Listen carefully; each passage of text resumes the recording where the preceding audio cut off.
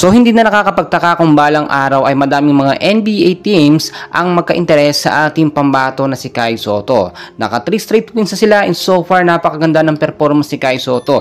Nabibigyan din si Kai ng mahabang minuto ngayon dahil nga sa kanyang depensa at magandang performance na niya ang bag sa kumpunan ng Yokohama Bay Corsair. Kahapon, dalawang ex-NBA player din ang kanyang nakatapatan at talagang nakipagsabayan si Kai. So sinasabi natin ay pang NBA caliber na talaga ang laruan ng ating pambato na si Kai Sotto. Nakita rin natin mga idol na consistent na yung mga play ni Kai Sotto ngayon, unlike before na talagang mababa yung self-confidence niya sa paglalaro dahil nga rin yan sa pagtitiwala ng kanyang mga ka-teammate, especially si Yuki Kawamura na madalas niyang katandem sa loob. Sa ngayon kasi ay tiwala ng head coach ng Yokohama na si Coach Aoki Taketo, hindi na nga bumababa sa 20 minutes ang playing time ni Kai Sotto. Kahapon po nakapagdala si Kai Sotto ng 26 minutes of playing time, merong 16 points, 14 rebounds, 2 assists at 2 blocks at nakita naman natin mas tumataas pa yan sa paglipas ng mga susunod na laban. So maganda yung naging laban kahapon, panalo ang Yokohama kontra dito sa Toyama Grouses kahit mga ex-NBA player ang katapatan.